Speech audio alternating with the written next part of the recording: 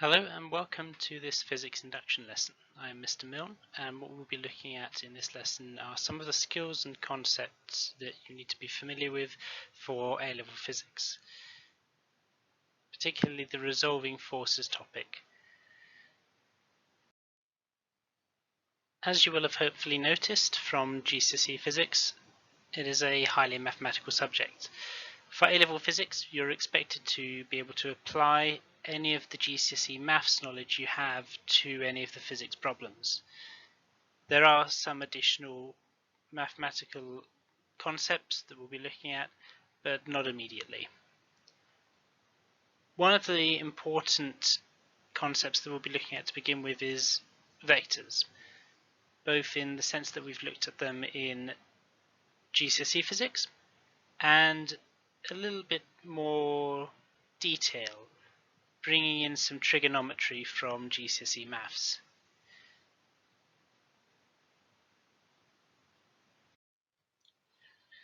The document that we will be using to support this lesson is the GCSE A-Level Transition document, which you should hopefully find somewhere in the resources for this lesson. You should be able to complete most of the sections there. Section 1 is largely just some recall, so we'll ignore that for now. The section that I want to focus on is section 3, resolving vectors. You're free to complete the other areas and do those in your own time. A mark scheme for those will be provided. Now, the first thing to consider is what exactly is a vector and how is it different to a scalar. So, scalars just have a magnitude, a size, whereas a vector will have a magnitude as well as an associated direction. So that could be a direction in terms of up, down, left, right, east, west, or it could be written in terms of having a plus or a minus at the front of the number. The scalar would just be a number. Both of these, of course, will include units for the relevant quantities.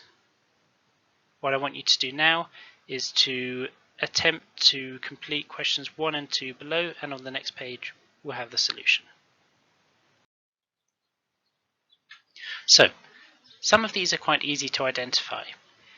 Things like density aren't going to have associated directions, neither will temperature and electrical resistance. So these are all going to be scalars. Energy will also just be a quantity, so it would also be a scalar. Now field strength will be pointed towards the source of the field, so that will be a vector. A force, including something like friction, will also have an associated direction, as you would draw on a force diagram, so those are vectors. Frequency and mass are also simply quantities, no associated directions, so they are scalars. Momentum is derived from the velocity of the object, so momentum has an associated direction and is a vector. Power, voltage, volume, all of those are scalars. Weight is once again a force, so is going to be a vector. And work done is another way of expressing energy, so that will be a scalar.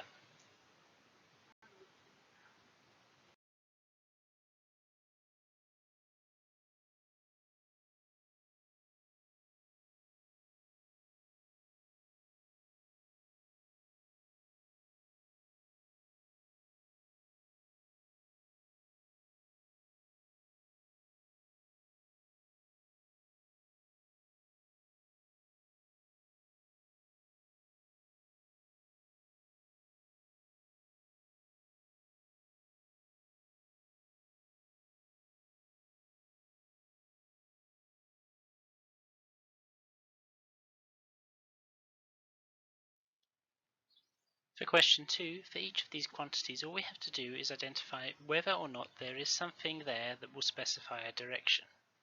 So with 3 meters per second, no direction specified, so that's a scalar. But with plus 20 meters per second, then we have a positive sign there, implying that it's going in a direction that we have defined as the positive direction. So this will be a vector. 100 meters northeast has a direction, so that is a vector. 50 kilometers has no specified direction, so that is a scalar. Minus 5 centimeters has a negative sign, so that will be a vector. 10 kilometers south, 30 degrees west has a direction, so that is a vector.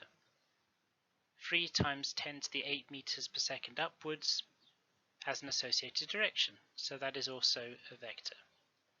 233 degrees Celsius has no associated direction, so is a scalar. 50 kilograms has no associated direction, so is a scalar. And 3 amps has no associated direction, so is also a scalar. At GCSE, you met the idea of scale drawings. These are used far less at A-level physics, but the concept of drawing a diagram, particularly in mechanics problems, is one you'll want to continue with because it makes solving the problem a lot easier when you can identify exactly where the forces are acting. So give this question a go, and we'll go through it on the next page. So, in order to draw our scale drawing, we're going to get a ruler, we're going to get a pencil, and we're going to draw a line to represent the size of the forces. Now, if we look back at the question, we can see that we have tractor 1 pulling north with force 1 of 5 kilonewtons. So I'm going to use a scale of 1 centimeter is 1 kilonewton. Now note that to the side here. Then what I will do is I will attempt to draw a north, so a straight up line of length 5 centimeters. And then going from the end of that line, I will include the second force, and the second force is going to go east, 12 kilonewtons. So I'll go east 12 centimeters. So I line this up and then go 12 centimeters. Okay.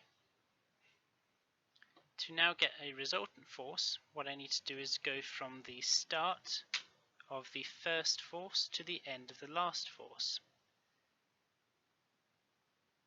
So let's get that line there, and let's draw this in, and I'll draw this in as a dotted line just to make it clear that it is the resultant force and not an existing force. And here what we can do is we can measure the magnitude of that force by finding the length, which turns out to be 13 centimeters. So this is then going to be 13 centimeters, which is 13 kilonewtons. This being 12 centimeters and 12 kilonewtons, this being 5 centimeters and 5 kilonewtons. Now, to express this as a force, what I'm going to want to do is find this angle here.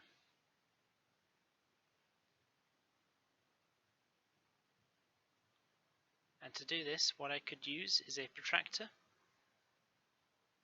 But if I don't have a protractor to hand, or I want to do this in a more mathematical way, what I can use are some trigonometric identities. So, we're going to look at this triangle that we've just drawn and see that the opposite side is the 12, and the adjacent side is 5. So, we want a trigonometric identity that relates the opposite and the adjacent. And we're going to use tan theta equals opposite over adjacent. And in this case, this is equal to 12 divided by 5, which we can again write as 2.5 to simplify it. So we can then put that into a calculator and give a value for theta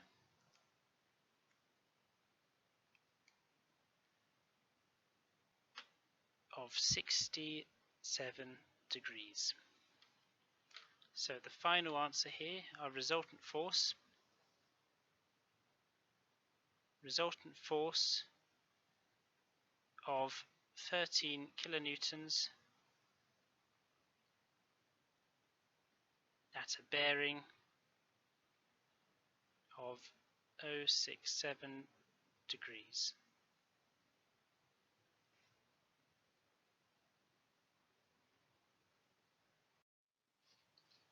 For the next questions, we're going to take a look at free body diagrams and triangles of forces. Now, free body diagrams are used to identify the forces acting on an object, which will include the magnitude and the direction of the force. We might then wish to convert that into a triangle of forces, where we have all of the forces acting on the object with the possibility of identifying if the object is in motion by seeing whether there needs to be a resultant force to complete the triangle, or seeing whether the triangle is already complete and the object is in equilibrium. To the left, you should be able to see the free body diagram for question 4. In this case, we have the tensions, tension 1, tension 2, acting at 55 degrees to the vertical. The weight acts straight down. What we can now do is put these into a triangle of forces, starting with the weight. So, going straight down, we're going to add an arrow here. And then what we're going to do is make sure that we have each of these tensions acting. So we're going to check that we have tension 2 acting upwards in this direction, and that we have tension 1 acting upwards in this direction. And we can label these, so T1, T2 and W. And in this case we can see that we have a complete triangle of forces, so the object is in equilibrium. For question 5, we are told that the crane is in equilibrium, which means that the weight, the tension force, and whatever this reaction force is at X need to make a complete triangle.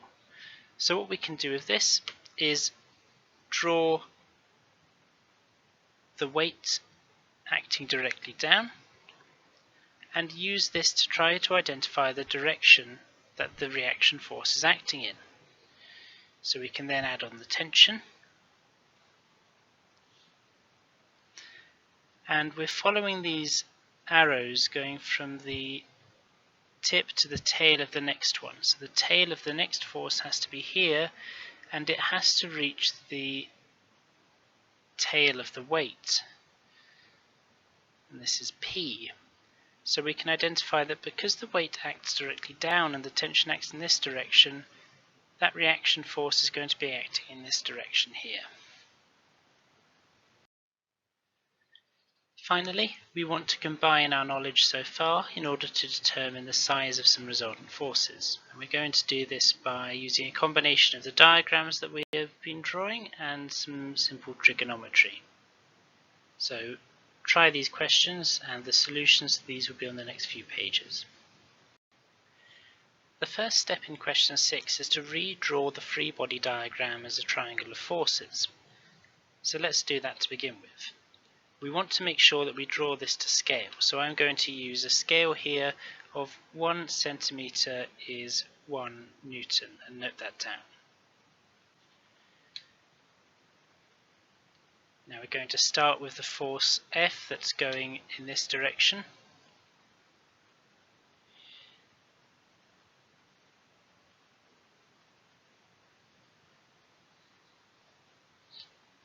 And I quite quickly realise that our scale isn't suitable. So let's adjust this. Let's use then 2 centimeters for 1 Newton. Let's see if this is more suitable.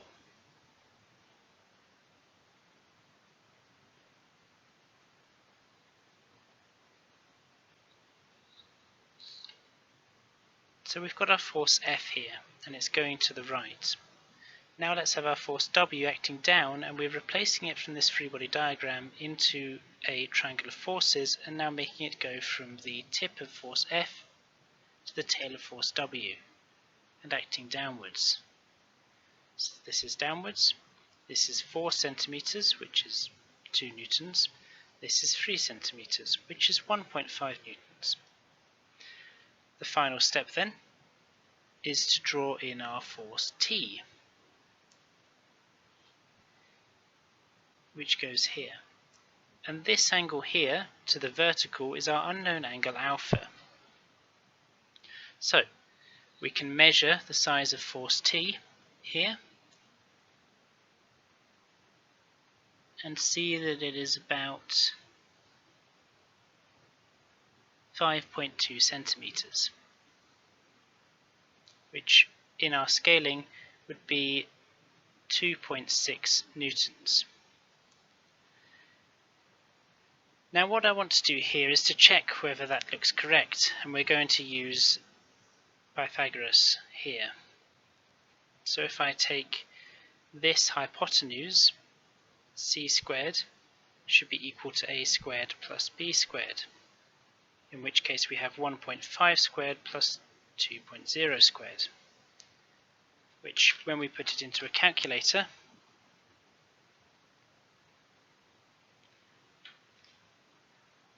comes out to be 6.25.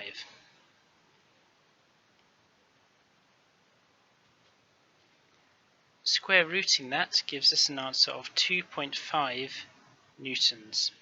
So we can see here that using a mathematical approach gives a slightly different answer. And this is probably because of the way that I've drawn this. Something's wrong with this drawing. So what we're going to do to find the angle is use a trigonometric approach as well. And we're going to use the values given to us in the question. So we're going to use the opposite, which is f. So we're going to use tan because we have an opposite and an adjacent. Tan theta is opposite over adjacent, which is going to be equal to 1.5 divided by 2.0, or 0.75. And theta then, alpha in this case, will come out to be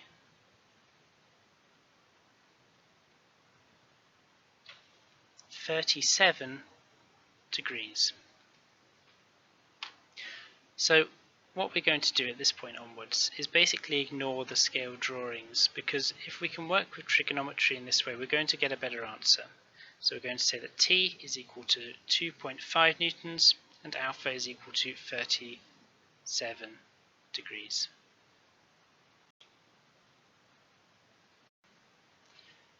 So for this final question, we are looking for a resultant force, rather than looking to fill in a force in a triangle of forces that's an unknown as opposed to the previous question. What this means is that when we draw these forces, I'm going to have a force going in this direction. We're not specifying a direction in the question, so I'm going to choose going east and then going south, or going right and then going down. So this is our 3 Newton force, and this is our 4 Newton force. Because we're looking for a resultant force, what we're now looking to do is replace these two with a final force. So we're not looking to complete a triangle of forces, we're looking to instead replace this with one force going in this direction here.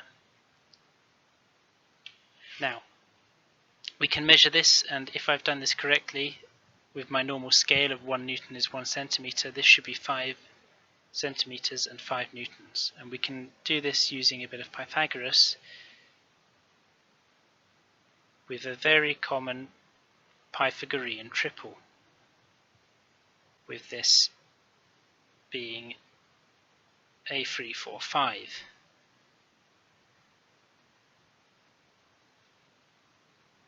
Now, because I've specified my own directions here, I could specify an angle here, which I might well do. And with this, as before, I'm going to use my tan function as the opposite over the adjacent, which is in this case 4 divided by 3. And that gives me an angle here to the horizontal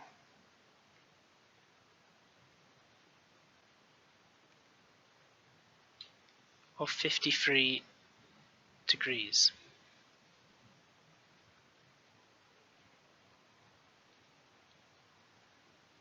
So for part B then, what I can do is the exact same thing. I've now stopped worrying about drawing scale diagrams because I'm going to focus entirely on using trigonometry for this next bit.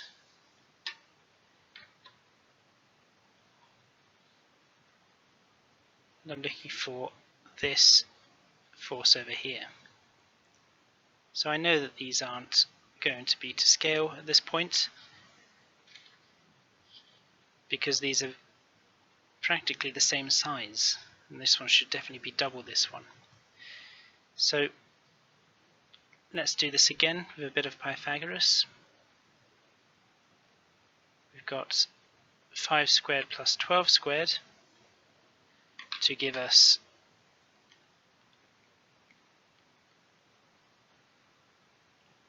169, which gives us 13 newtons as our force.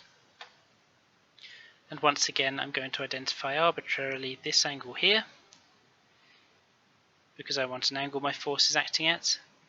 Tan theta is the opposite over the adjacent, as before, which is in this case equal to 12 divided by 5. So tan theta is 12 divided by 5, which is 2.4. And theta will then come out to be 67 degrees. So I have a resultant force of 13 newtons acting at an angle of 67 degrees to the horizontal here.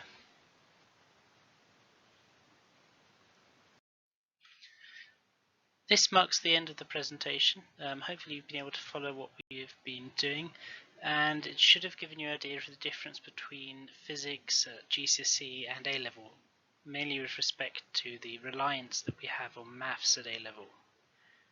Please do attempt the other sections of the GCSE A-level transition document. These sections deal with using units, rearranging equations, and applying those equations, all of which are skills that are fundamental for studying physics at A-level and will come up again and again.